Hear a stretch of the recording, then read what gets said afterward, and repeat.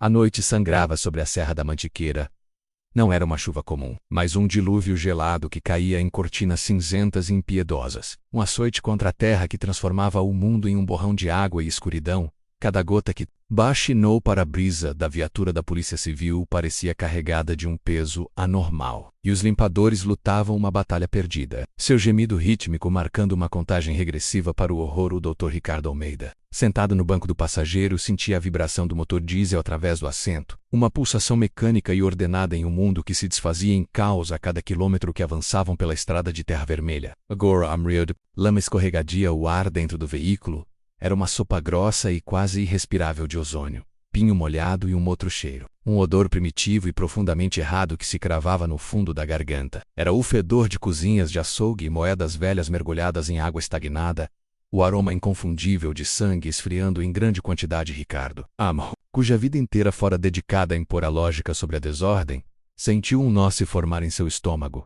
Ele conhecia aquele cheiro, a assinatura química da morte violenta, mas nunca naquela escala, nunca tão cru, tão onipresente. Ele desviou o olhar do turbilhão lá fora e olhou para os papéis em seu colo. A luz fraca do painel iluminando o relatório preliminar. Ataque do Animal do Grand Port, dizia ele. Bufou, um som baixo de desdém. Animal do Grand Port era o eufemismo que usavam quando a violência ultrapassava a compreensão. Onças não faziam aquilo, javalis selvagens. Talvez em frenesi, mas o relatório falava de 6 vítimas. 6. Nenhum predador natural da região caçava com tamanha fúria e desperdício. Era ineficiente, era passional, e a paixão era um traço que a ciência de Ricardo raramente atribuía ao reino animal. Ele sentia a velha familiaridade da descrença, seu escudo mais confiável. No entanto, por baixo dela, algo mais antigo, se agitava, uma memória de infância, trancada em um porão escuro de sua mente. Uma sombra no quintal, um som que não era humano, nem animal, e um medo tão absoluto que ele o convertera em uma vida de ceticismo. Ele odiava aquele sentimento. Odiava quando o mundo se recusava a caber em suas caixas bem organizadas ao seu lado. Ao volante, Isabela Isa Silva olhava para a estrada, mas seus olhos não viam a vegetação sendo açoitada pela tempestade. Eles viam fantasmas para ela. Aquela chuva não cheirava a pinho e ozônio. Cheirava a terra de porão e velhas mágoas. O cheiro exato da casa de sua avó, em noites de tempestade. Quando as histórias da coisa da serra eram contadas em sussurros, a coisa que roubava crianças, que eviscerava o gado, que era o castigo de Deus sobre a terra pecadora, ela se tornara jornalista investigativa para desmistificar o mundo, para substituir lendas por fatos fora. Por isso que pedira para acompanhar essa investigação, para escrever a matéria que finalmente colocaria um ponto final nas superstições que assombravam Borda da Mata. Mas, à medida que a viatura se aproximava, ela sentia as velhas histórias rastejando para fora de suas covas em sua mente, suas vozes fantasmagóricas mais altas que o ronco do motor. Ela apertou o volante, os nós dos dedos brancos. A verdade, ela disse a si mesma. Eu estou aqui pela verdade no banco de trás. Elias Pereira estava em silêncio, um silêncio pesado, conhecedor, que preenchia o espaço muito mais do que qualquer conversa. Ele não olhava pela janela. Seus olhos estavam fechados, como se ele pudesse ver mais claramente assim. Ele era parte daquela terra, e a terra estava gritando. Ele sentia a dor dela em seus próprios ossos. Uma febre baixa que começara ao entardecer, uma dor nas juntas que sempre precedia a desgraça. Ele não precisava ver a cena do crime. Ele já a sentia, cada detalhe, cada morte, como uma vibração dissonante na canção da floresta que ele conhecia desde menino, quando o delegado o chamara, pedindo ajuda para navegar pelas trilhas traiçoeiras. Elias soubera imediatamente a coisa havia despertado, e ele, o velho que vira demais em sua juventude, tinha o dever de testemunhar, um dever que o apavorava quando a viatura finalmente parou. Seus faróis cortaram a clareira como 2 espadas de luz, revelando o inferno do alto. O acampamento parecia uma ferida aberta na paisagem, uma violação na pele verdejante da serra. Lonas de barracas, antes coloridas e cheias de vida, agora eram farrapos lamacentos esticados sobre a devastação, rasgadas não por facas ou pelo vento, mas como se por um gigante impaciente e furioso. Pertences pessoais, uma bota de caminhada solitária cheia de água da chuva, um baralho de cartas espalhado como se um jogador tivesse sido arrancado no meio de uma mão, um violão com um corpo de madeira estilhaçado, e as cordas arrebentadas formavam uma constelação silenciosa e trágica de vidas interrompidas. E no centro de tudo, visíveis mesmo na penumbra, os corpos. O som da porta da viatura se abrindo foi engolido pela tempestade. Ricardo sentiu a lama suga suas botas, fria e possessiva. Ele era um homem de fatos, um arquiteto da lógica, mas ali sob o olhar vazio de uma lua oculta por nuvens de tempestade. Suas fundações tremiam. Ele se aproximou do primeiro corpo, o rosto uma máscara de profissionalismo, que mal escondia a náusea que subia por seu esôfago à vítima. Um jovem que não devia ter mais de 20 anos. Jazia com o peito aberto por sulcos profundos e paralelos. Não eram cortes. Ricardo já vira todos os tipos de lacerações. Tabes, a motosserras eram sulcos, como se um arado com garras de ferro tivesse lavrado sua carne, rasgando músculo e tendão até encontrar o osso à força necessária. Era inimaginável o copper tongue do spray arterial ainda pairava no ar. Apesar da chuva torrencial, Isa ergueu a câmera, o flash estourando na escuridão e congelando a cena. Em quadros de pesadelo que ficariam gravados para sempre em sua retina, cada clique do obturador era como o golpe de um martelo. Cravando a imagem em sua mente, ela tentou se focar nos detalhes na composição, em qualquer coisa que a distanciasse da realidade de que aquelas pessoas, horas antes, estavam vivas, rindo, talvez cantando ao redor de uma fogueira agora extinta. Mas o que ela via através da lente não pertencia ao mundo das histórias de ninar. Aquilo era real, brutal.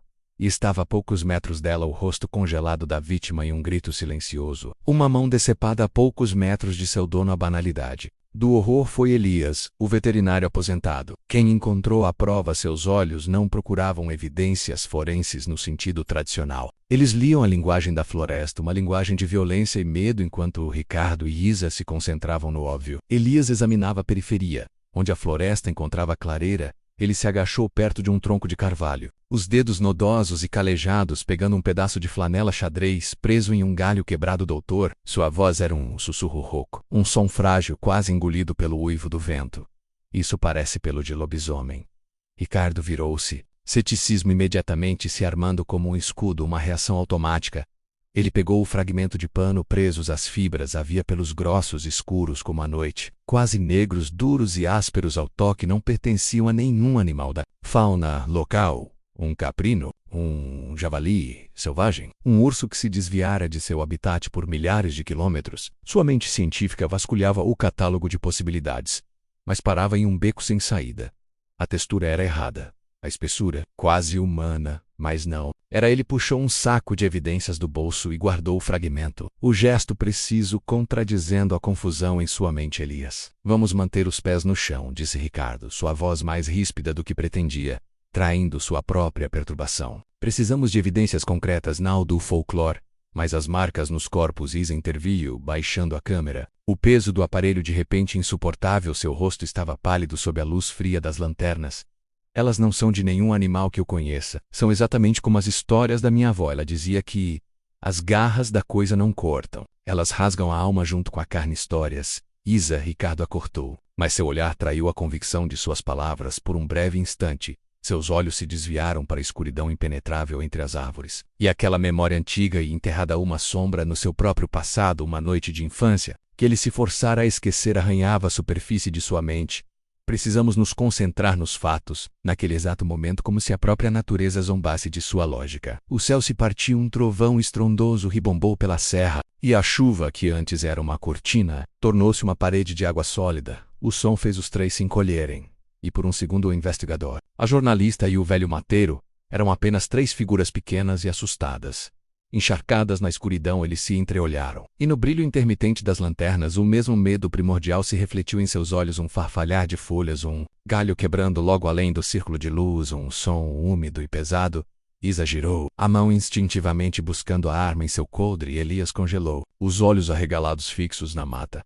Ricardo sentiu os pelos da nuca se arrepiarem, com uma eletricidade estática. Não era o vento, era um peso, uma presença. A sensação inconfundível, atávica de ser observado por um predador, a certeza de que, em algum lugar naquela escuridão, dois olhos os observavam. Não com a curiosidade de um animal, mas com a paciência de um caçador inteligente. A floresta não era mais um cenário. Era uma testemunha, e algo em seu coração sombrio os observava, de volta, com uma paciência antiga e uma fome que a chuva não conseguiria lavar. A chuva na Serra da Mantiqueira lava o sangue, mas nunca a maldição. O que Ricardo, Isa e Elias encontraram naquela noite foi apenas o primeiro capítulo de um pesadelo escrito com garras e presas. Você já sentiu a escuridão de uma floresta te observando? Aquela sensação antiga de que você não é mais o caçador, mas a caça. A criatura de borda da mata é mais do que uma lenda urbana. É um terror que respira e espera nas sombras, Se você tem coragem de desvendar a verdade sobre o lobisomem de Borda da Mata, então dê um tapa no curtir, compartilhe este vídeo com quem também ama uma boa história de terror e o mais importante, inscreva-se agora no canal Sombras do Terror. A lua cheia está chegando, e a noite está apenas começando. A chuva cessara, mas a floresta retinha a água como uma esponja, gotejando das folhas em um ritmo lento e enlouquecedor. Cada gota um lembrete da tempestade. O som era o de um relógio d'água medindo o tempo. Em uma câmara de tortura, cada passo no chão encharcado era um som úmido e sugador, a lama se recusando a soltar suas botas, e o ar frio se agarrava à pele, pesado com o cheiro de terra revolvida, clorofila esmagada, e a doce náusea da decomposição. Oh, vento! Agora um lamento baixo tecia-se através dos troncos retorcidos das árvores, que se erguiam como os dedos de mãos mortas contra um céu de breu. A única luz vinha de 3 feixes trêmulos de lanternas, círculos de um amarelo doentio que dançavam sobre a vegetação densa, fazendo as sombras saltarem, se contorcerem e se aprofundarem a cada movimento, criando monstros efêmeros que desapareciam assim que eram vistos. Eles avançavam em fila indiana, uma frágil linha de humanidade, e um mundo que não lhes pertencia, seguindo os rastros que só os olhos de Elias Pereira conseguiam ler na escuridão. Não eram simples pegadas. Eram crateras na lama deixadas por algo com um peso e um andar antinaturais, um arrastar pesado alternado com passos largos e poderosos. O silêncio entre eles era mais pesado que o próprio ar, uma tapeçaria de respirações contidas e do som, de corações batendo forte demais contra as costelas. Ricardo tentava manter sua mente focada, analisando a distância entre as passadas, a profundidade das marcas, tentando construir um perfil biomecânico da criatura bípede pesado mais capaz de explosões de velocidade. A assimetria sugere um ferimento? Ou talvez uma transformação incompleta? As perguntas eram científicas, mas a base delas era puro terror. Ricardo parou junto a um carvalho antigo. O feixe de sua lanterna, subindo pelo tronco como se o estivesse escaneando a casca da árvore, estava marcada por sulcos paralelos, profundos que a seiva branca ainda escorria lentamente. Parecendo lágrimas de gordura na escuridão, ele passou os dedos enluvados sobre as marcas. A mente forense lutando para processar os dados. As garras são maiores do que qualquer animal conhecido na região. Sua voz era um murmúrio analítico, uma última e desesperada tentativa de impor a ordem da ciência sobre o caos que o cercava. A madeira fora rasgada, não arranhada à força aplicada, era astronômica. Não há marcas de hesitação. Foi um golpe único, poderoso, marcando o território? Ou apenas um ato de fúria cega? Fisa, que ia à frente, parou de repente, sua silhueta recortada contra a vegetação. A arma um prolongamento de seu braço. Tem algo errado aqui, Ricardo, sinto isso. Sua voz era baixa, quase absorvida pela folhagem úmida. Não era uma observação. Era uma confissão de medo, um reconhecimento de que seus instintos, os mesmos que sua avó dizia que as mulheres da família tinham para sentir o mal-olhado, estavam gritando em um volume que sua lógica não podia mais ignorar. Ela sentia um frio que não vinha da umidade, mas do próprio solo subindo por seus pés. Elias, caminhando por último, era uma sombra silenciosa. Seus olhos não examinavam, eles sentiam. Ele não olhava para as pistas no chão, mas para a copa das árvores, para a escuridão acima, onde a ameaça real se escondia. Essa floresta guarda segredos antigos, ele disse, sua voz rouca como o atrito de pedras. Segredos que é melhor deixar enterrados à terra. Aqui tem memória, doutor, e ela não gosta de ser remexida. Estamos andando sobre os ossos de muitas histórias que deveriam ter sido esquecidas. Superstições. Elias, precisamos de provas concretas, Ricardo replicou, a frase saindo por hábito, mais para si convencer do que para convencer o velho. Mas suas palavras soaram ocas até para si mesmo. As provas concretas à sua frente eram a matéria-prima das superstições de Elias. Foi então que Isa ofegou. Um som agudo que cortou o ar. Sua lanterna estava apontada para o chão, tremendo violentamente, preso em um arbusto de espinhos. Um pedaço de tecido azul, desbotado pela chuva, mas inconfundivelmente familiar, era a manga de uma camisa de acampamento, e estava encharcada com algo escuro e pegajoso que reluzia sob a luz. Essa roupa é da última vítima, ela sussurrou, o som se quebrando em sua garganta. O horror deixara de ser uma abstração na cena do crime. Agora tinha um nome, um rosto, uma camisa azul que alguém vestira horas antes. Talvez rindo, talvez cantando. A banalidade daquela peça de roupa tornava a violência ainda mais obscena. Ricardo se aproximou, o coração pesado. As marcas de dentes no tecido eram irregulares, selvagens. A força necessária para rasgar aquilo daquela forma era descomunal. Ele pegou uma pinça de seu kit, com cuidado, removeu um fragmento de algo que estava preso nas fibras. Parecia um pedaço de esmalte de dente, mas era grande demais. Denso demais, a criatura está perto, Elias murmurou. E desta vez, ninguém o contradisse, podiam sentir a pressão no ar havia mudado. A temperatura pareceu cair vários graus. A floresta não era mais um lugar neutro. Ela se tornara cúmplice e o silêncio. Agora não era vazio, mas cheio de uma expectativa malevolente. Eles continuaram por mais alguns metros, o caminho se estreitando, os galhos se fechando sobre eles como as barras de uma gaiola. A luz das lanternas revelou algo que fez os três pararem, o sangue gelando em suas veias e se transformando em agulhas de gelo. Não era uma armadilha de caça comum. Feita por humanos para animais, era um arranjo, um altar profano. Galhos afiados e retorcidos haviam sido entrelaçados em um círculo quase perfeito no meio da trilha. Como a coroa de espinhos de um deus profano no centro, pendurado por um cipó, estava um pedaço de carne crua, já cinzento e coberto por um enxame de moscas que zumbiam histericamente. Em um frenesi faminto, Ricardo, com seu olhar treinado, reconheceu. O órgão era um fígado, possivelmente humano. Era uma oferenda ou uma isca. A inteligência por trás daquilo, a intenção ritualística era mais apavorante do que qualquer força bruta. Perguntou Isa, a voz mal saindo. Anfio de som, uma armadilha, respondeu Elias, os olhos arregalados de terror, refletindo a cena grotesca. Alguém ou algo está nos caçando, está nos convidando. O vento soprou mais forte, e as palavras do Elias pareceram ser a senha, o convite para o que veio a seguir. Um uivo longo, gutural, rasgando o tecido da noite. Não era o som de um lobo em busca de sua matilha. Era um grito de agonia e fúria misturados. Um som que vibrou no ar, no chão, nos ossos deles. Começou baixo, distante, e cresceu, em um crescendo aterrorizante, até encher a floresta. Ecoando com a promessa de uma violência iminente e inescapável, a floresta parou de respirar.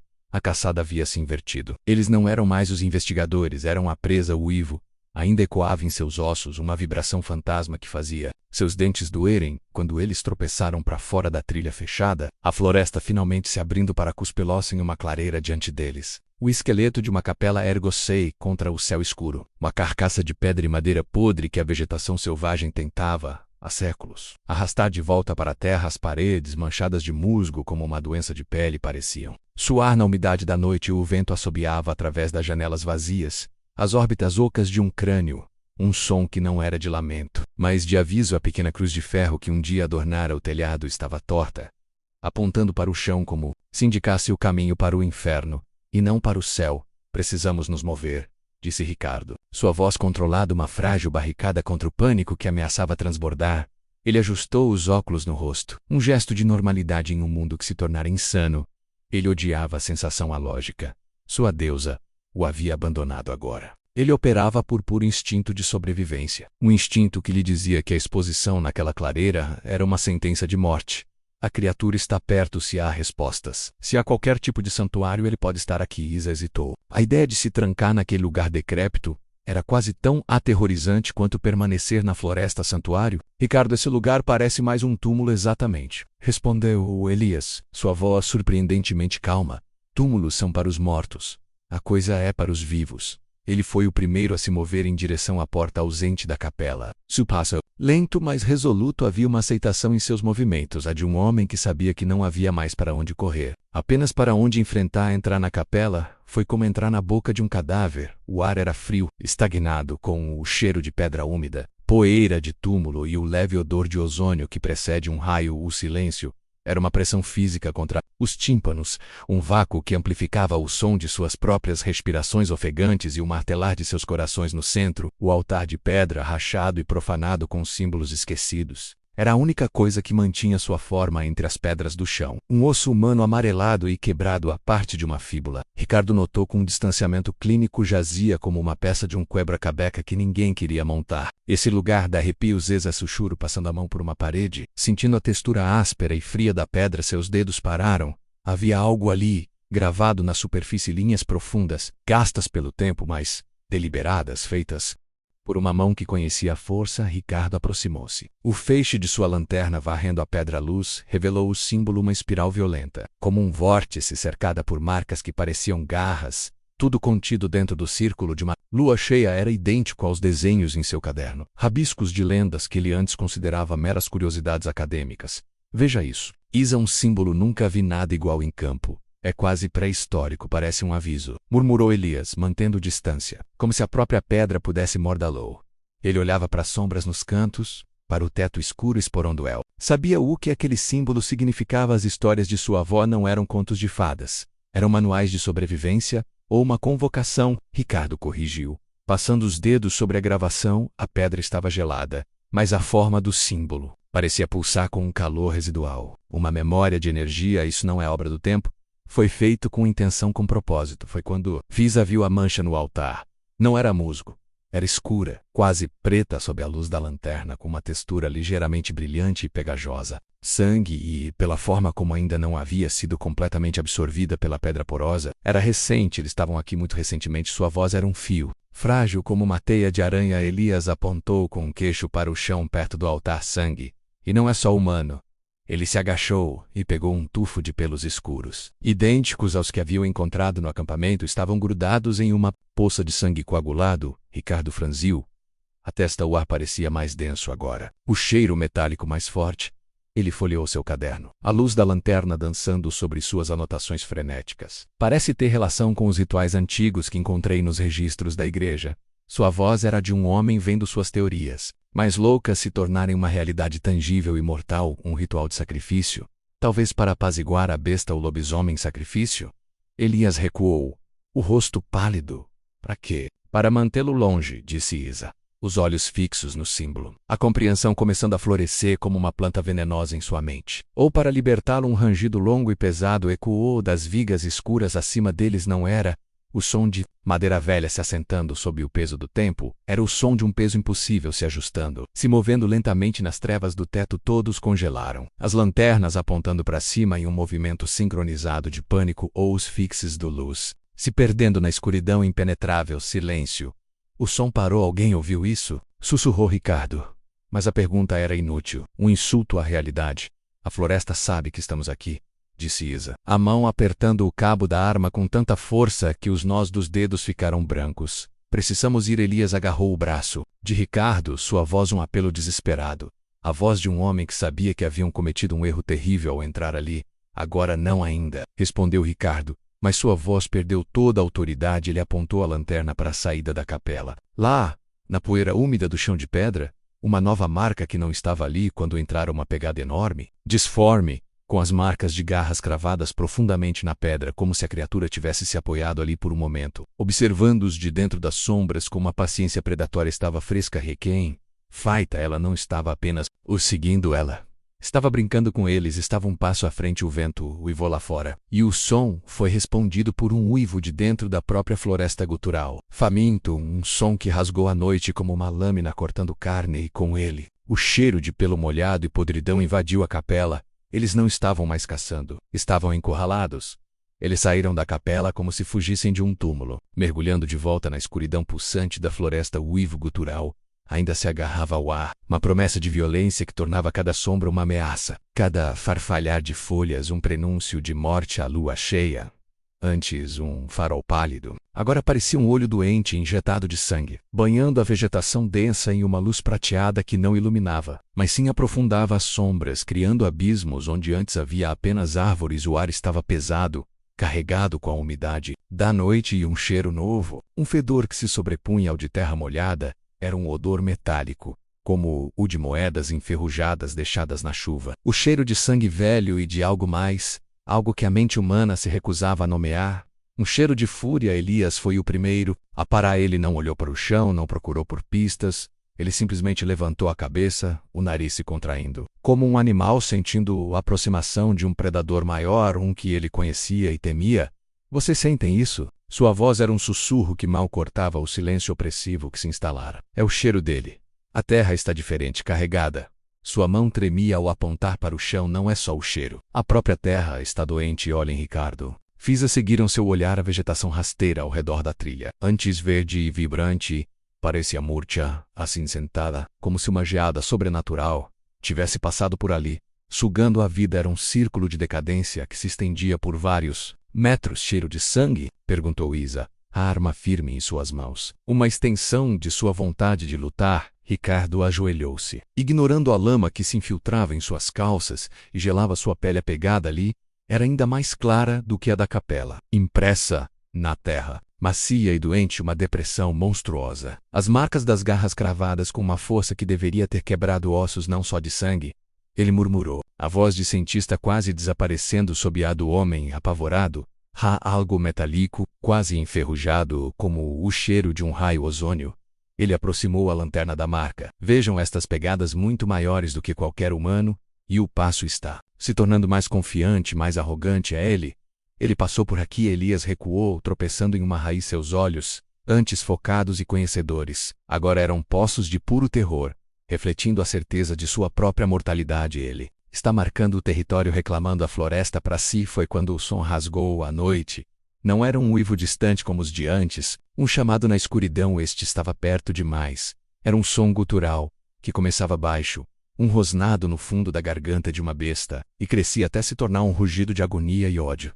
Um som que arranhou a espinha deles como garras de metal. A floresta inteira pareceu prender a respiração. E até o vento silenciou diante daquela declaração de domínio territorial e fúria absoluta. Merda. Fisa sibilou, girando em um círculo, a arma em punho, procurando um alvo que não existia. Uma sombra que era todas as sombras ao mesmo tempo. Seu treinamento, seus anos na polícia, nada a preparara para um inimigo que não podia ser visto, que não seguia regras, que era a própria encarnação do caos.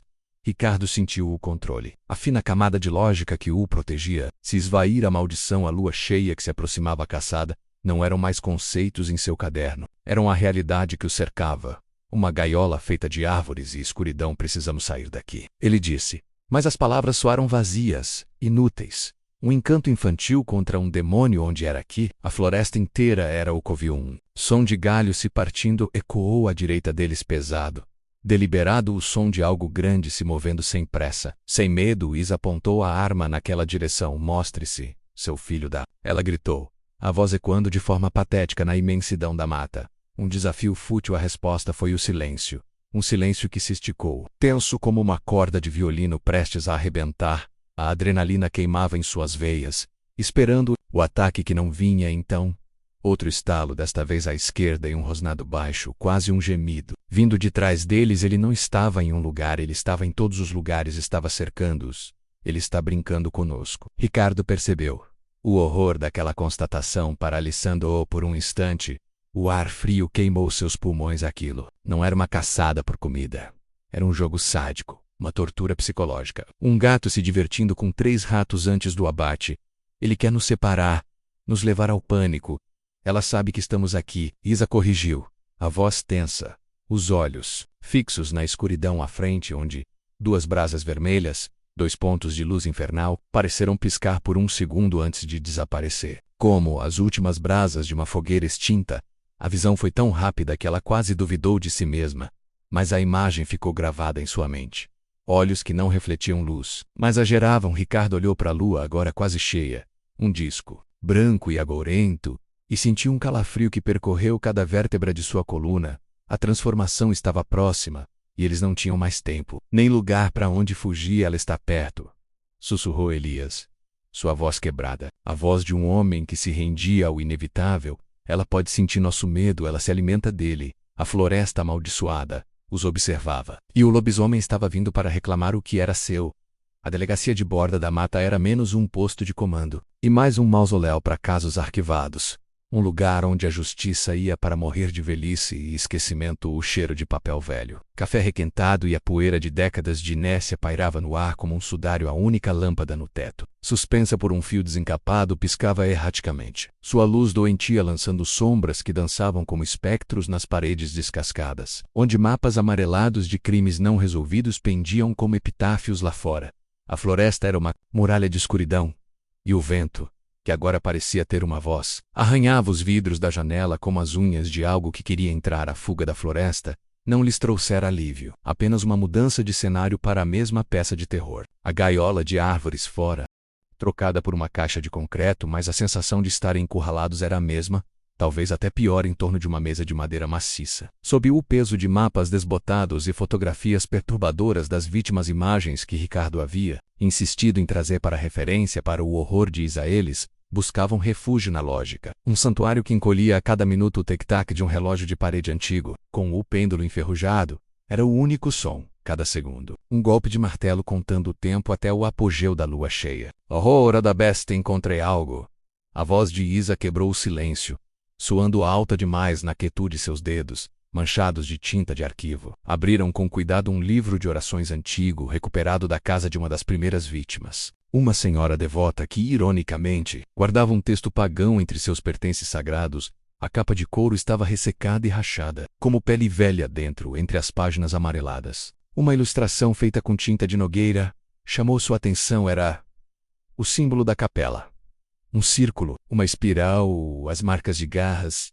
Isso não é só um ritual qualquer, é um pacto. Ela sussurrou, a revelação causando um arrepio em sua própria espinha. Ela sentiu como se estivesse profanando algo apenas por olhar para aquela página. Ricardo inclinou-se. Ajustando os óculos, a luz da lâmpada refletiu em suas lentes, escondendo seus olhos, mas não a tensão em seu rosto. Pacto. Comme quoi, ele murmurou, mais para si mesmo do que para os outros. Sua mente, treinada em antropologia, reconhecia elementos de antigos cultos de fertilidade europeus, misturados com algo mais sombrio, mais local. Sua mão enluvada traçou as palavras escritas em um latim rústico e desbotado. Ao lado da ilustração sanguis inocente, um caro venandi, luna plena, sangue de inocente, carne de caça, lua cheia. Isso é um manual de sacrifício, ele concluiu, sua voz desprovida de qualquer emoção, o que a tornava ainda mais assustadora. Ele era um homem de ciência confrontado com o Grimório Elias, que até então estava encostado na parede como uma gárgula silenciosa e aterrorizada. Deu um passo para trás. Seus olhos fixos na ilustração. Sempre ouvi falar dessas coisas. Sua voz era um sussurro fantasmagórico, como se viesse de outro tempo. Dizem que a serra é amaldiçoada, que essa criatura, ela não é um demônio. Ela é um guardião, um espírito da floresta, corrompido, e nós invadimos o território dela. Isa virou a página, o papel protestando com um som seco e frágil. Outra imagem. Um homem de olhos selvagens, o corpo coberto por uma massa de pelos escuros, ajoelhado diante de um altar de pedra ao seu lado, uma oferenda a um corpo humano. Com o peito aberto, a imagem era tão explícita que Isa sentiu um gosto amargo na boca. Mas o ritual, disse Isa, o dedo seguindo o texto latino, ele fala de uma oferenda para aplacar a fúria da criatura, um sacrifício de sangue para manter o equilíbrio se não for feita. A maldição se repete. A fome se torna incontrolável. Uma oferenda. Ricardo, repete. A palavra pairando no ar, como fumaça de enxofre. Isso muda tudo. Se há um ritual, há regras. Se há regras, há fraquezas. Precisamos descobrir o que está sendo oferecido. Ou quem. Ele pegou uma lupa da mesa e debruçou-se sobre o livro. Seus olhos se arregalaram ligeiramente ao focar em um detalhe que se repetia nas margens de várias páginas. Quase como a rubrica de um artista, uma lua cheia, marcada com um arranhão de uma única garra. Isso não é coincidência. É um padrão, uma assinatura ao vento lá fora. Um som longo e gutural que fez a janela tremer em sua moldura, e o som foi respondido não por outro uivo, mas por um rangido lento e deliberado da porta da frente da delegacia. Um som de madeira velha sendo forçada. Todos congelaram. O tic-tac do relógio pareceu parar. O ar ficou denso, difícil de respirar. Um cheiro invadiu a sala. Passando por baixo da porta, o cheiro de terra molhada e sangue fresco. Algo estava lá fora. Algo os havia seguido da floresta. Ricardo fechou o livro com um estalo que soou como um tiro na quietude. Mortal, e se o ritual não for só para aplacar a besta? Sua mente analítica correndo em pânico, tentando encontrar uma falha, uma saída, e se for para libertá-la? E se a cada sacrifício ela se torna mais forte? A maçaneta da porta, uma bola de latão antiga e manchada, começou a girar lentamente, com uma força constante e sobrenatural que fazia o metal gemer, e a madeira da porta estalar. Ele está aqui, sussurrou Elias, os olhos arregalados de terror, fixos na porta que o separava do seu pior pesadelo. A caçada não era mais na floresta. O campo de batalha agora era aquela pequena sala abafada, e eles estavam do lado de dentro. A casa dos Pereira era um osso quebrado na paisagem, um monumento à decadência e aos segredos enterrados. Rangia sob o peso de um céu cinzento. A madeira de suas paredes apodrecida e curvada como as costelas de um animal morto há muito tempo. O ar lá dentro era espesso. Uma mistura sufocante de mofo, madeira podre e o cheiro fantasmagórico de vidas esquecidas. De tristezas que haviam se infiltrado na própria estrutura. Cada passo no assoalho era um protesto. Um gemido longo que ecoava pela estrutura decrépita, levantando nuvens de poeira que dançavam nos parcos feixes de luz, que penetravam pelas janelas sujas como os olhos de um cego. Eles haviam chegado ali seguindo uma pista que Elias relutantemente lhes dera após a noite na delegacia. A febre que matou seu avô Bento, ele admitira, começara depois que Bento voltara de uma caçada na área da capela abandonada, casa, desabitada há décadas. Era a última peça do quebra-cobeca de Bento Pereira. Aqui a voz de Isa era baixa, respeitosa, como se estivesse em um túmulo. O que de certa forma era verdade. Ela apontou para um canto do que um dia fora um quarto de dormir. Ali, quase engolido pelas sombras, estava um baú de ferro. Sua superfície uma crosta de ferrugem vermelha como sangue seco. Alguém tentou esconder isso. Esconder bem. Ricardo ajoelhou-se. A luz de sua lanterna varrendo o metal corroído. O baú estava gelado, mas parecia vibrar com uma energia contida. Uma história presa com um grunhido de esforço. Ele forçou a tampa, que se abriu com um guincho metálico de agonia, revelando o que havia dentro envolto em trapos mofados. Um único objeto.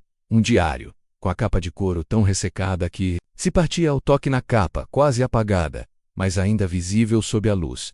A marca de uma garra solitária, cravada na pele do animal, que fora usada para enqueder na lou, com a delicadeza de um cirurgião manuseando um órgão vital. Ricardo abriu o livro. As páginas amareladas, frágeis como asas de mariposa, estavam cobertas por uma caligrafia apressada, quase legível, a tinta desbotada pelo tempo e pela umidade. 1923. Ele leu, a lupa de seu kit de campo ampliando os rabiscos. Fala de uma maldição que começou com a primeira lua de sangue de algo que caçava à noite, deixando um rastro de corpos. Ele descreve a fome. A transformação. A dor. Bento Pereira. Isa leu por cima do ombro dele. O nome saindo de seus lábios, como uma blasfêmia. A peça final do quebra-cabeça. Ele era o último da linhagem. Diz aqui que ele se transformou. Elias, que até então permanecia imóvel perto da porta como se quisesse garantir uma rota de fuga, empalideceu. O sangue pareceu drenar de seu rosto, deixando para trás uma máscara de cera. Isso é loucura. Ele sibilou, a voz rouca, trêmula. Meu avô Bento, ele morreu de doença. Foi o que sempre disseram, uma febre-doença. Isa se virou, e seu olhar não era mais o de uma jornalista curiosa, mas o de uma caçadora que acaba de encurralar sua presa. Seu tom era cortante ou algo mais, Elias? Seu avô era conhecido na vila, ele tinha hábitos estranhos. Elias engoliu em seco, os olhos disparando para todos os cantos da sala, para as teias de aranha, para as tábuas podres, para qualquer lugar, menos para os deles. Ele era recluso. As pessoas diziam que ele era estranho, que uivava para a lua. Elias, a voz de Ricardo era calma, mas com um fio de aço. A voz de um homem que não aceitaria mais mentiras. Precisamos saber mais, tudo detalhes. Histórias que seu pai te contou e que você nunca quis acreditar. Qualquer coisa que possa nos ajudar. O silêncio que se seguiu foi uma tortura, preenchido apenas pelo som do vento lá fora. Elias respirou fundo. O som rasgando o ar pesado. Meu pai, ele nunca falava dele. Só dizia que Bento sumiu depois da última lua cheia daquele ano. Que a floresta o levou. Isa folheou o diário até a última página. Escrita ali, desenhado com uma mão trêmula, como se o autor estivesse lutando contra si mesmo, estava o símbolo, o círculo, a espiral, as garras aqui. Ela diz, a voz baixa e terrível. Ele não foi vítima. Ele era o caçador. Ele aceitou a maldição. Ricardo ergueu os olhos do diário, e a compreensão atingiu seu rosto como um golpe físico. Se Bento era o lobisomem e além da fala do sétimo filho, então a maldição não é só uma lenda. É algo que se passa, algo que se herda. Elias recuou, tropeçando, as costas batendo contra a parede podre com baque surdo. Isso é impossível. É o que diz o diário. Isa fechou o livro, o som ecoando como uma sentença de morte. Se for verdade, então a transformação não é só sobre a lua cheia, é sobre sangue, sobre família. Naquele exato momento, um som veio de cima, não o vento, não o ranger da casa. Era um arrastar lento, o som de um corpo pesado se movendo pelo assoalho do andar de cima. Um som de garras arranhando madeira. Ela está aqui. Elias sussurro, o terror finalmente quebrando sua compostura e transformando seu rosto em uma máscara de pânico puro. Ricardo pegou o diário, guardando-o como se fosse uma relíquia sagrada ou uma bomba relógio. Precisamos sair agora, mas Isa não se moveu. Seus olhos estavam fixos na escada que levava à escuridão do segundo andar. Uma sombra se projetava do topo, uma forma longa e disforme que se esticava pelas paredes como garras, pulsando com a luz fraca que entrava a ela. Ergo e arma. O clique do cão, sendo armado, soando anormalmente alto. Um som de desafio. Não, ela disse, a voz firme com uma nova e aterrorizante determinação dessa vez. Não fugimos. A cela na delegacia de Borda da Mata era uma caixa. de cimento fria que cheirava a desespero e urina velha. Odores que pareciam ter se fossilizado nas paredes. A única lâmpada fluorescente no teto zumbia e piscava. Uma mosca moribunda presa em um ciclo de luz e escuridão, projetando sombras que se arrastavam pelas paredes úmidas, como dedos de um afogado procurando algo para agarrar sentado no chão. Encolhido como um animal ferido estava Elias Pereira. Suas mãos, com terra e sangue seco sob as unhas, tremiam incontrolavelmente. Seus olhos estavam vazios, fixos em uma rachadura no chão, como se ali estivesse o abismo que o havia engolido. A linha que separava seu mundo do inferno do outro lado das grades. Ricardo observava, o caderno aberto sobre os joelhos, a caneta imóvel. Ele era a ciência, a lógica esperando para dissecar a alma daquele homem, para encontrar a peça que faltava no quebra-cabeça monstruoso. Ele se sentia como um entomologista diante de uma espécie desconhecida e mortal ao seu lado. Fisa ajoelhou-se, a frieza das barras de ferro contra sua pele, tentando encontrar algum vestígio do homem que conhecia o guia. O ancião, o guardião de histórias naquele destroço humano que mal respirava. Elias, a voz dela era firme, mas cortava o silêncio com a delicadeza de um bisturi. Nós encontramos o diário. Nós sabemos sobre Bento. Ele era seu avô. A maldição. Ela é Al. Precisamos que você fale agora. Os lábios de Elias se moveram, secos e rachados, mas nenhum som saiu. Ele parecia ter esquecido como formar palavras. O vento lá fora uivou, um lamento que parecia se infiltrar pelas paredes e ecoar. A dor silenciosa dentro da cela era a voz da floresta, vindo buscar o que era seu. Ninguém vai julgar você. Mentiu, fez a sua voz agora mais suave. Uma isca para a verdade. Ela odiava a si mesma por aquela mentira. Mas a necessidade de saber era maior que sua integridade. Nós entendemos que você é uma vítima. Nós vimos o que a coisa fez com você, mas precisamos saber o que aconteceu naquela noite. Elias ergueu os olhos lentamente, e neles havia um oceano de dor, um sofrimento de décadas que finalmente transbordava. E na aquária, sua voz era um sussurro rouco, o som de folhas secas sendo esmagadas. Ninguém me entendeu, ninguém nunca entendeu. As palavras pareciam vir de um lugar profundo e quebrado. Conte tudo, insistiu Isa. A mão apertando as grades. Ricardo deu um passo à frente sem pressa. Elias, comece do começo. Conte-nos o que aconteceu, não como suspeito, como testemunha. A mudança na abordagem era estratégica. Elias não era mais um assassino em potencial. Era a principal testemunha ocular do inferno. Elias fechou os olhos com força, e uma lágrima solitária traçou um caminho limpo pela sujeira em seu rosto. Foi um acidente. Ele soluçou, o corpo tremendo violentamente. A besta. Ela me atacou.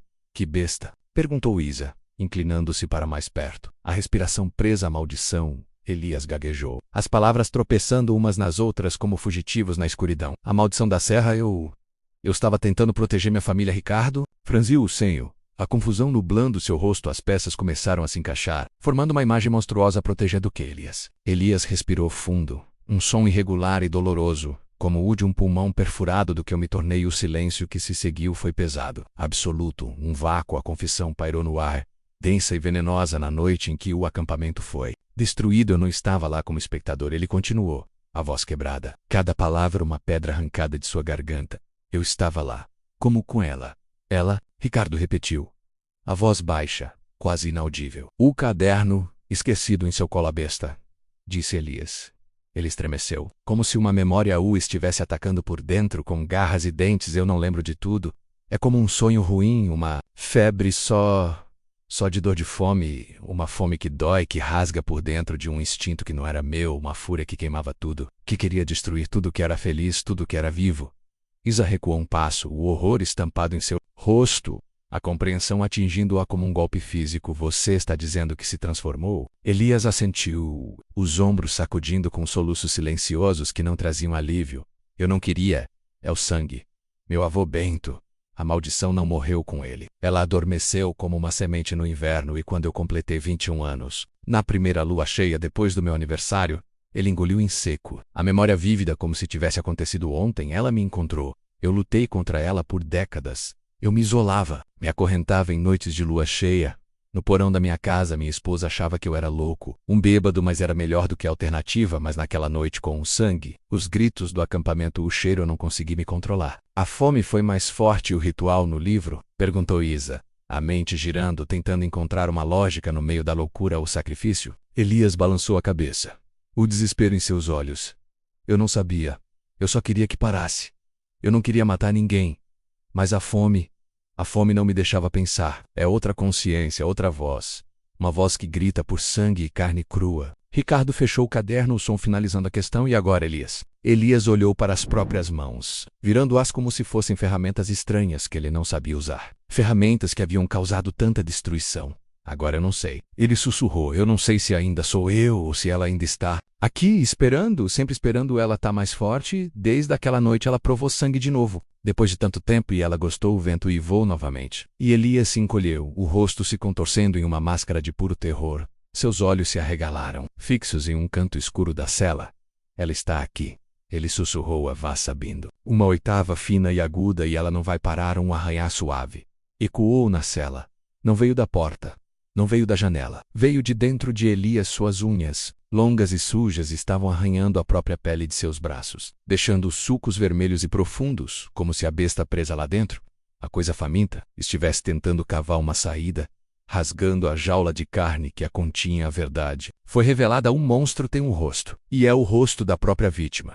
Elias Pereira não é um assassino, mas um homem acorrentado a uma maldição de sangue. Uma besta que vive sob sua pele. Vimos a tragédia, a confissão, a luta de um homem contra seu próprio instinto selvagem. Mas a pergunta agora é: existe salvação? A maldição pode ser quebrada? Ou a lua cheia sempre virá para reclamar sua oferenda de sangue? A história está longe de acabar, o confronto final se aproxima. Se você quer ver como essa jornada de terror termina, CURT a este vídeo. COMPARTILH com seus amigos e inscreva-se no canal Sombras do Terror. Você não vai querer perder o que acontece quando a besta finalmente se liberta. A cabana abandonada era um caixão de madeira apodrecida, rangendo sob o peso da floresta que a esmagava lentamente, centímetro por centímetro. A cada estação o ar lá dentro era um veneno, uma mistura espessa de mofo, terra úmida e o cheiro doce e nauseante de sangue seco que grudava na garganta. E nos pulmões uma única janela, entupida de folhas e sujeira, permitia que uma luz cinzenta e fraca se infiltrasse, mal iluminando as partículas de poeira que flutuavam como uma nevasca silenciosa na quietude. Cada partícula uma história, não contada depois da confissão de Elias. O mundo havia se reconfigurado. A questão não era mais o que, mas como parar algo que era parte de um homem. Ricardo, em uma tentativa desesperada de encontrar uma anomalia, uma fraqueza, uma brecha na maldição, insistir em reexaminar uma das vítimas que haviam recuperado antes do enterro. Isa Silva estava ajoelhada no chão sujo, o mundo inteiro, reduzido ao círculo de luz de sua lanterna diante dela. O corpo de uma das vítimas do acampamento, seu rosto, era uma máscara de profissionalismo. Os movimentos de suas mãos enluvadas eram precisos, clínicos, uma defesa frágil contra o horror, que ameaçava romper suas barreiras e afogá-la. A confissão de Elias pairava sobre ela agora. Ela não via apenas uma vítima de um monstro, via a vítima de um homem doente, um homem torturado. A tragédia era dupla, mas então ela viu afastando a camisa rasgada do torso da vítima. Ela revelou a ferida principal e seu profissionalismo. Sua ciência, sua sanidade, tudo se estilhaçou. Isso não é possível. A frase saiu de seus lábios como um sopro de descrença. Sua voz um eco fraco na quietude opressiva da cabana. Ricardo Almeida aproximou-se. Seus passos silenciosos no chão de terra. Como um fantasma se juntando a outro, ele não olhou para o rosto da vítima, mas diretamente para a fonte do espanto. Ele apontou sua própria lanterna, unindo seu feixe de luz ao dela, iluminando a ferida em todos os seus detalhes impossíveis. Em toda sua geometria profana, não era um corte de faca, não era um buraco de bala. Era um abismo na carne, uma marca em espiral, profunda e irregular, como se algo com dentes de broca tivesse se enterrado e girado, com uma força capaz de triturar ossos e transformar órgãos em polpa. A lógica de Isa, sua fé na ciência forense, em um mundo onde a sempre levava a B, desmoronou. Ela podia ver as marcas de dentes individuais, mas eles não seguiam a arcada dentária de nenhum predador conhecido. Eles se sobrepunham, se torciam, como se a mandíbula que os causara fosse feita de pesadelos. Havia uma precisão brutal, uma assinatura naquela violência. O que você vê, Isa? A voz de Ricardo era calma, a de um professor guiando um aluno através de uma verdade terrível, uma verdade que ele mesmo já havia aceitado há muito tempo. Ela engoliu em seco, os dedos pairando sobre a marca sem ousar tocar, como se a própria ferida pudesse mordá-la à profundidade, à forma. A torção do tecido. Ela gaguejou, as palavras técnicas soando absurdas. Parece como uma mordida. Uma mordida gigantesca. Ricardo não respondeu, apenas tirou seu caderno do bolso e fez uma anotação. O som do grafite no papel arranhando o silêncio como um inseto, um rangido de madeira, ecoou acima deles. Um som de peso se movendo nas vigas, como se a própria casa estivesse se ajustando para testemunhar aquela revelação. Eu temia que pudéssemos chegar a essa conclusão. Ele disse, finalmente, fechando o caderno. Sua voz era a da resignação, a voz de um homem que parou de lutar contra a maré. A lenda, ela pode ser mais real do que imaginávamos. Mas um lobisomem? Fisa soltou uma risada nervosa, um som agudo e frágil que foi imediatamente engolido pelo silêncio da cabana. Isso é absurdo. Tem que haver uma explicação lógica. Uma arma nova, um animal mutante qualquer coisa. Sua voz morreu. A lista de possibilidades racionais soando cada vez mais desesperada e infantil. Ricardo olhou em volta da cabana sombria, para os objetos espalhados, para a vida que fora interrompida ali às vezes. Isa, a lógica não é suficiente para explicar o inexplicável, ele disse. Sua voz baixa e carregada de um peso antigo, de um conhecimento que ele claramente não queria ter aqui. Nesse lugar, a linha entre a realidade e a lenda se torna muito tênue. Isa olhou para o corpo, depois para Ricardo. O ceticismo dela, antes uma fortaleza de concreto, agora era apenas ruínas fumegantes. A ferida não mentia, era uma assinatura, uma prova de algo que não pertencia ao mundo que ela conhecia. Ao mundo onde as coisas podiam ser medidas, pesadas e explicadas. As histórias de sua avó, antes contos de fadas sombrios, agora pareciam relatórios de testemunhas, verdades que ela havia escolhido ignorar. Elias, ela sussurrou, o nome carregado de uma nova e terrível compreensão. Ele sabia. Ele sempre soube. Ricardo assentiu lentamente. A maldição não é só sobre a lua cheia. Fis é sobre sangue e sobre família. Um barulho seco do lado de fora da cabana os fez congelar, um galho quebrando sob o peso de algo pesado. Algo que não se importava em ser ouvido. Isa ergueu a cabeça, o coração martelando contra as costelas. O cheiro de terra molhada e sangue fresco pareceu se intensificar, invadindo a cabana. Ela está aqui, ela sussurrou. E desta vez, não havia dúvida em sua voz, havia apenas terror. Ricardo não disse nada, apenas apontou sua lanterna para a porta da cabana na soleira. Recém-formada na lama, uma pegada enorme, inumana. A maldição não era uma lenda, e ela estava caçando a igreja abandonada de borda da mata. Erguia-se como uma lápide na clareira. Um osso que se recusava a ser enterrado à lua cheia. Um olho branco e louco no céu derramava uma luz fantasmagórica sobre a pedra mofada e a madeira podre, fazendo o campanário sem sino projetar uma sombra que se estendia como o dedo de um esqueleto. Apontando para o céu, o ar estava gelado, imóvel, e carregava o cheiro de cera queimada, terra de túmulo e sangue velho. Este era o fim da linha. O covil da besta. Eles haviam seguido as pistas, a confissão, a ferida. Todas as estradas daquele inferno levavam àquele lugar profano. Ricardo e Isa entraram pelas portas que rangiam, que mal se agarravam às suas dobradiças enferrujadas lá dentro. O silêncio era uma coisa viva, uma pressão contra os tímpanos. Velas, algumas ainda queimando com uma chama fraca e trêmula, estavam espalhadas pelo chão,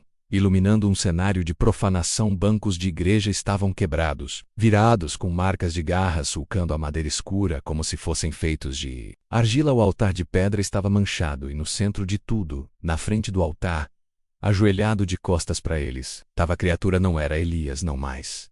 Era uma silhueta contorcida de homem animal, os ombros largos e cobertos de pelos negros, tremendo, não de frio, mas de uma luta interna que parecia estar rasgando-o de dentro para fora.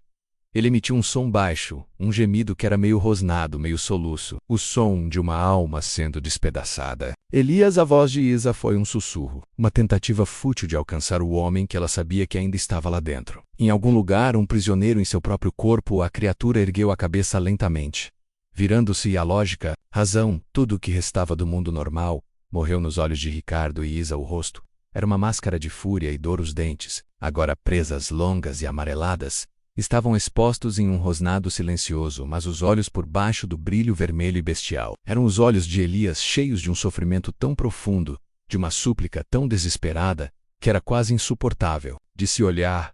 Vocês não entendem. A voz que saiu daquela garganta não era humana, era o som de pedras se quebrando. Um rosnado moldado em palavras. A dor, a injustiça, a fome chega. Ricardo gritou, a voz ecoando na nave profanada. Ele ergueu a arma, as mãos firmes apesar do terror que o paralisava. Acabou. Elias. Mencionar o nome foi um erro, ou talvez a única solução. O que restava do homem desapareceu. A criatura rugiu, um som que sacudiu a poeira das vigas e apagou metade das velas com a pura força da concussão.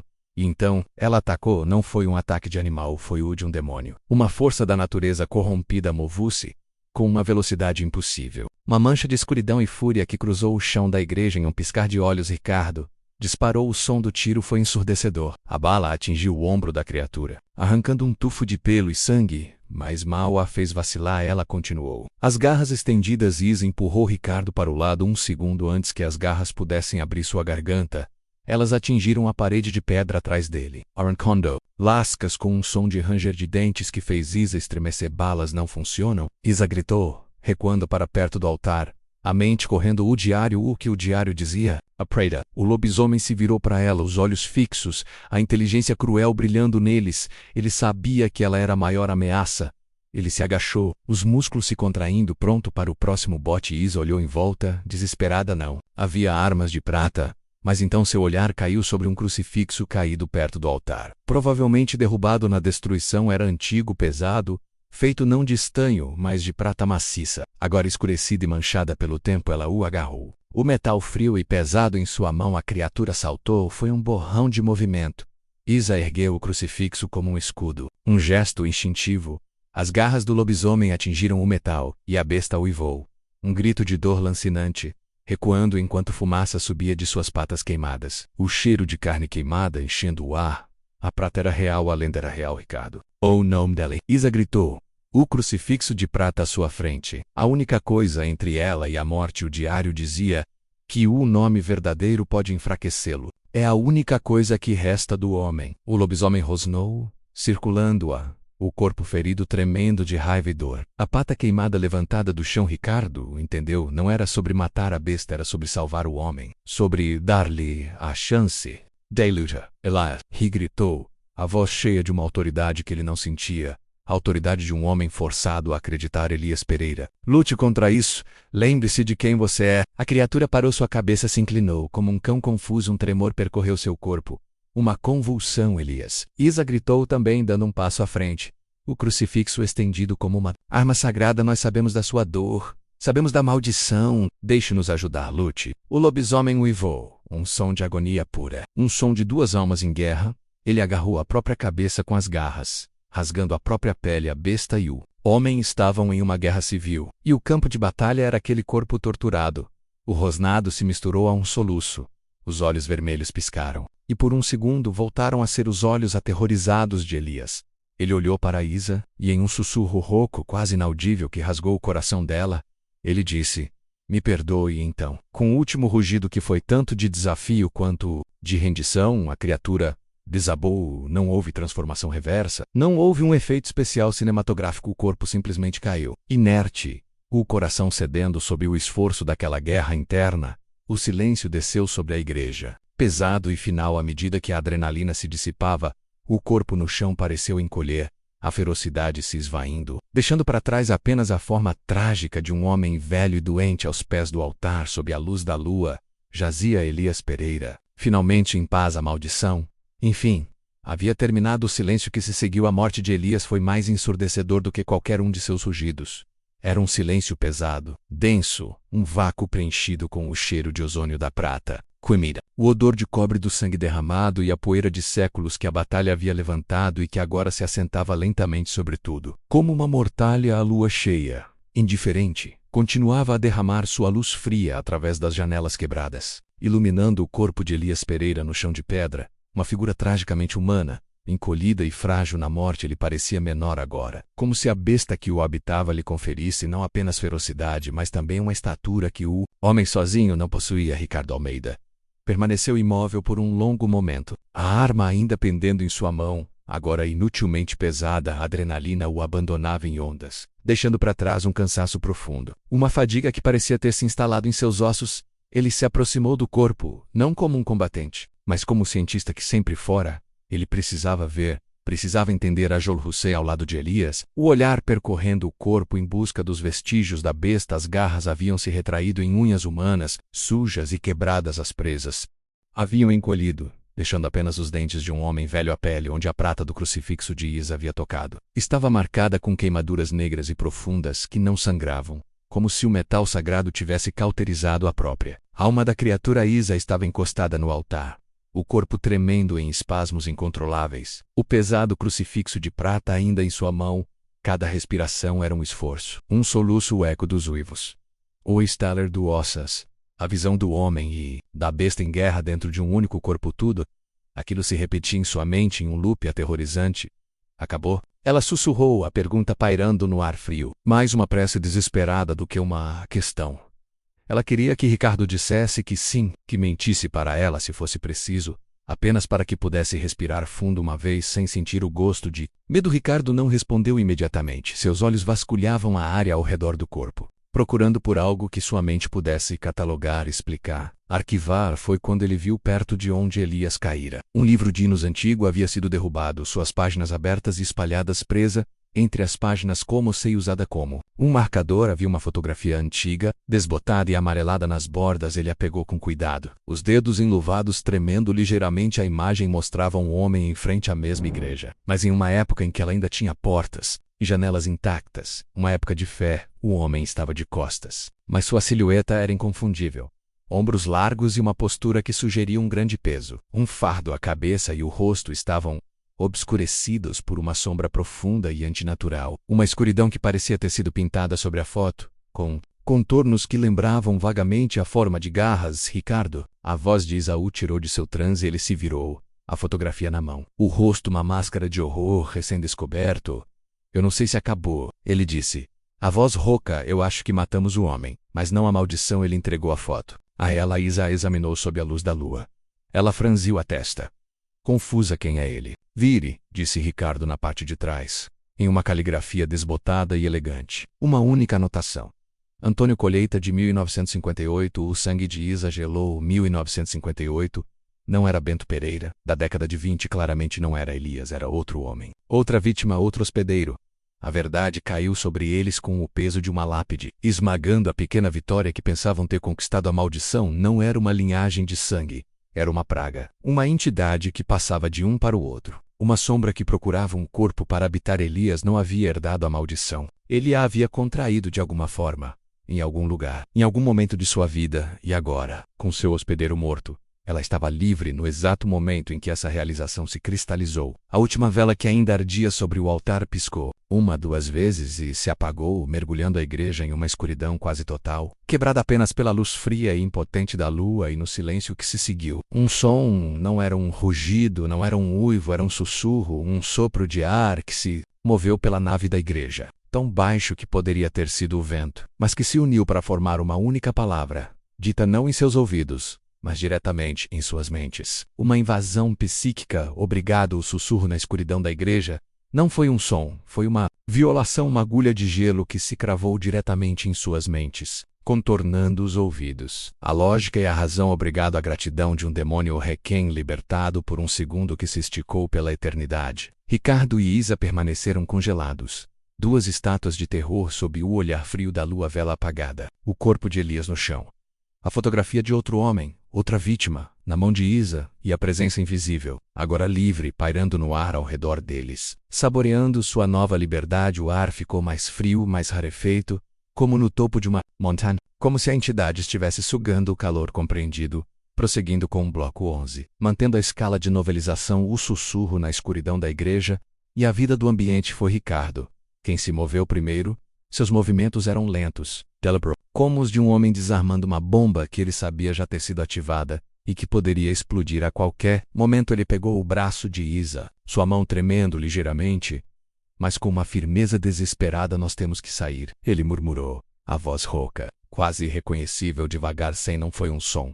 Foi uma violação, uma agulha de gelo que se cravou diretamente em suas mentes, contornando os ouvidos. A lógica e a razão. Obrigado. A gratidão de um demônio requiem libertado por um segundo que se esticou pela eternidade. Ricardo. Movimentos bruscos. Eles recuaram passo a passo, para longe do altar, para longe do corpo de Elias. Nenhum deles ousou virar as costas para a escuridão, onde o sussurro nascera a cada passo.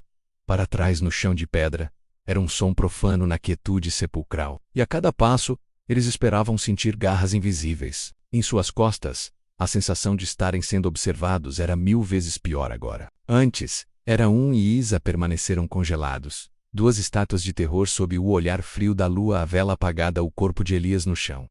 A fotografia de outro homem, outra vítima, na mão de Isa, e a presença invisível. agora livre, pairando no ar ao redor deles, saboreando sua nova liberdade. O ar ficou mais frio, mais rarefeito, como no topo de uma montanha, como se a entidade estivesse sugando o calor.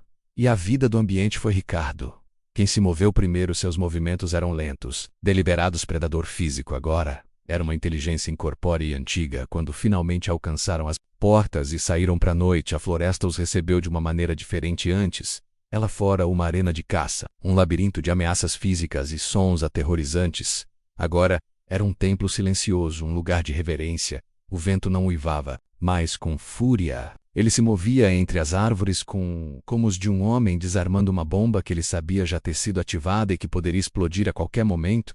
Ele pegou o braço de Isa, sua mão tremendo ligeiramente, mas com uma firmeza desesperada. Nós temos que sair, ele murmurou, a voz rouca, quase irreconhecível. Devagar, sem movimentos bruscos, eles recuaram, passo a passo, para longe do altar, para longe do corpo de Elias. Nenhum deles ousou virar as costas para a escuridão de Ussaz. Um murmúrio longo e sabido, como se compartilhasse um segredo antigo. As sombras não pareciam mais esconder uma criatura. As sombras eram a presença. A floresta inteira parecia estar ciente deles, observando sua retirada com uma curiosidade antiga e desinteressada. O predador não precisava mais caçar eles. O haviam libertado. O caminho de volta parecia durar uma vida inteira. Eles caminhavam em silêncio, lado a lado, as lanternas apontadas para o chão, os feixes de luz tremendo. A pegada monstruosa que haviam encontrado antes estava lá, mas agora parecia menos uma ameaça e mais um fóssil. Urro nascer a cada passo para trás no chão de pedra. Era um som profano na quietude sepulcral. E a cada passo eles esperavam sentir garras invisíveis em suas costas. A sensação de estarem sendo observados era 1000 vezes pior agora. Antes, era um predador físico. Agora, era uma inteligência incorpórea antiga. Quando finalmente alcançaram as portas e saíram para a noite, a floresta os recebeu de uma maneira diferente. Antes, a marca de uma coisa que já havia partido para um novo destino. Foi Isa quem quebrou o silêncio. Sua voz, um fio na escuridão, frágil e quebrada. Não era uma maldição de família, não era uma pergunta. Era uma constatação, uma verdade que ela estava tentando dar forma para não enlouquecer. Ricardo assentiu, sem olhar para ela, os olhos fixos na trilha à frente. Não era um parasita, um passageiro, uma sombra em busca de um casaco. Elias não era o último da linha. Ela fora uma arena de caça, um labirinto de ameaças físicas e sons aterrorizantes. Agora, Ira, um templo silencioso, um lugar de reverência. O vento não uivava mais com fúria. Ele se movia entre as árvores com um murmúrio longo e sabido, como se compartilhasse um segredo antigo. As sombras não pareciam mais esconder uma criatura. As sombras eram a presença. A floresta inteira agem. Ele era apenas o último veículo. Ele deve ter encontrado algo, tocado em algo. Talvez até mesmo aqui nesta igreja quando era jovem, e a coisa esperou o homem na foto. Antônio, disse Isa, a foto ainda em sua mão, queimando como uma brasa. Ele foi outro, e Bento Pereira antes dele. Parecia estar ciente deles, observando sua retirada com uma curiosidade antiga e desinteressada. O predador não precisava mais caçar. Eles o haviam libertado. O caminho de volta parecia durar uma vida inteira. Eles caminhavam em silêncio, lado a lado, as lanternas apontadas para o chão, os feixes de luz tremendo. A pegada monstruosa que haviam encontrado antes estava lá, mas agora parecia menos uma meia. Ricardo completou, a mente conectando os pontos com uma clareza terrível. A maldição não é transmitida pelo sangue. Ela é uma praga que salta quando seu hospedeiro morre, procurando o próximo corpo, e mais um fóssil. A marca de uma coisa que já havia partido para um novo destino. Foi Isa quem quebrou o silêncio. Sua voz, um fio na escuridão, frágil e quebrada. A próxima alma para devorar. E nós acabamos de abrir a porta da jaula. A enormidade daquela verdade os esmagou. Eles não haviam terminado uma história de terror. Eles não haviam vencido. Eles haviam apenas passado o bastão. Iniciado o próximo capítulo para alguma outra pessoa, em algum outro lugar. Para não era uma maldição de família, não era uma pergunta. Era uma constatação, uma verdade que ela estava tentando dar forma para não enlouquecer. Ricardo assentiu, sem olhar para ela, os olhos fixos onde ela foi. Sussurrou Isa, olhando para a escuridão ao redor. Ricardo parou e olhou para a copa das árvores, para a vastidão da noite. Para qualquer lugar, ele respondeu. A voz cheia de uma nova e terrível exaustão. Está livre. Procurando eles continuaram finalmente. Através da na trilha à frente. Não era um parasita, um passageiro, uma sombra em busca de um casaco. Elias não era o último da linhagem. Ele era apenas o último veículo. Ele deve ter encontrado algo, tocado em algo. Cortina de árvores. Eles viram uma luz fraca e constante. As luzes da viatura que haviam deixado na beira da estrada. Nunca uma visão tão mundana pareceu tão sagrada. Um farol de razão em um oceano de loucura, eles correram os últimos metros. A necessidade de escapar daquela floresta consciente. Talvez até mesmo aqui nesta igreja quando era jovem e a coisa esperou o homem na foto Antônio, disse Feiza. A foto ainda em sua mão, queimando como uma brasa ele foi. Outro e Bento Pereira antes dele, Ricardo completou. A mente conectando os pontos com uma clareza terrível, superando o medo e o cansaço que pesava em seus membros como chumbo. Eles entraram no carro, bateram as portas. E o som do metal se fechando foi como o de uma porta de cofre por a maldição. Não é transmitida pelo sangue. Ela é uma praga que salta quando seu hospedeiro morre, procurando o próximo corpo, a próxima alma para devorar, e nós acabamos de abrir a porta da jaula. A enormidade daquela verdade os esmagou. Eles não haviam terminado uma história de terror. Um momento, eles estavam seguros. Ricardo ligou o motor, e os faróis cortaram. A escuridão iluminando a estrada de terra que os levaria para longe dali. Ele não olhou para trás. Mas Isa sim pelo vidro. Eles não haviam vencido. Eles haviam apenas passado o bastão. Iniciado o próximo capítulo para alguma outra pessoa. Em algum outro lugar para onde ela foi. Sochuruísa. Olhando para a escuridão ao redor traseiro, ela observou a muralha de árvores, a escuridão impenetrável da Serra do Lobo. Até que ela foi engolida pela noite, a floresta havia ficado para trás. Mas eles sabiam, com uma certeza, que gelava a alma, que a sombra que vivia nela agora caminhava com eles. Uma passageira invisível em Ricardo parou e olhou para a copa das árvores, para a vastidão da noite, para qualquer lugar. Ele respondeu. A voz cheia de uma nova e terrível. Exaustão está livre procurando suas mentes. Um mês se passou. Um mês de dias cinzentos e noites sem sono. A Serra da Mantiqueira ficou para trás. Uma cicatriz na memória, mas a floresta amaldiçoada tinha raízes longas e invisíveis. E elas haviam se enroscado nas almas de Ricardo e Isa. O mundo lá fora continuava. Indiferente, as pessoas iam trabalhar, raiam em cafés, reclamavam do trânsito. Mas para Ricardo e Isa, essa normalidade era uma fachada. Uma fina camada de gelo sobre um oceano escuro e gelado. Eles haviam visto o que havia por baixo o escritório de Ricardo. Antes um santuário de lógica e razão. As paredes forradas com livros de capa dura, as mesas cobertas por mapas e artefatos.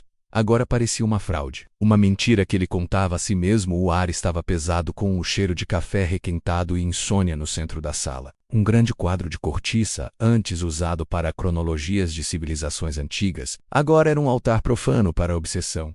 Estava coberto não com notas de pesquisa antropológica, mas com recortes de jornal, de todo o país, fotografias, da cena do crime em Borda da Mata e um mapa da serra, com um círculo vermelho desenhado em volta da igreja abandonada. Fios de lã vermelha conectavam Borda da Mata a outras pequenas cidades em outros estados, cada fio representando uma morte não explicada. Um ataque animal que não fazia sentido. Ricardo não dormia. Ele passava as noites em frente à tela brilhante de seu computador, o rosto pálido iluminado por uma luz azulada vasculhando bancos de dados, arquivos de casos arquivados, fóruns de lendas urbanas. Qualquer coisa. Ele não estava mais investigando uma morte. Estava rastreando a linhagem de uma sombra, caçando um fantasma. Ele se tornara um criptozoólogo do inferno, procurando por padrões na violência, tentando prever o próximo movimento da praga que ele sentia ter ajudado a libertar. Isa entrou. Sem bater, ela parecia mais magra, mais pálida, e os olhos que antes brilhavam com determinação agora carregavam uma profundidade escura. A de quem viu o abismo. Ela segurava 2 xícaras de café. Você não pode continuar assim, Ricardo, ela disse. A voz cansada, ela colocou uma xícara na mesa dele, ao lado de uma pilha de livros sobre folclore demoníaco e possessão. Eu preciso entender, ele respondeu, sem tirar os olhos da tela. Como começa? Como salta-se? Antônio foi em 58.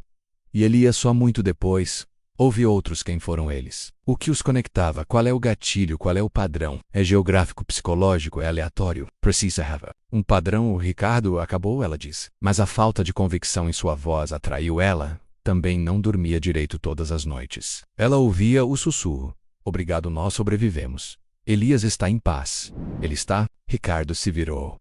E Isa viu a obsessão queimando em seus olhos. Uma febre, a coisa que o usava não está. Ela está livre e está com fome. Nós a libertamos. Fiz as nossas ações, nossa interferência. Nós a deixamos sair para o mundo. A culpa em sua voz era uma ferida aberta. Purulenta, nós matamos o carcereiro e abrimos a porta da cela. Ela não tinha resposta. Em vez disso, seu olhar caiu sobre a tela do computador dele. Era um portal de notícias, de uma cidade pequena e poeirenta, no interior de Goiás, a centenas de quilômetros de Borda da Mata. A manchete era curta, brutal e terrivelmente familiar. Família de fazendeiros. Encontrada morta em ataque animal brutal.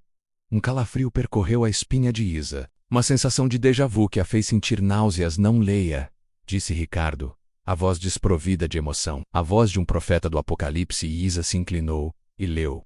As palavras eram ecos do pesadelo que haviam vivido. Uma repetição da mesma história de horror. As vítimas foram encontradas desmembradas, feridas profundas. Como se por garras. As autoridades locais estão confusas, sem conseguir identificar o predador ou ataque. Ocorreu na noite da última lua cheia.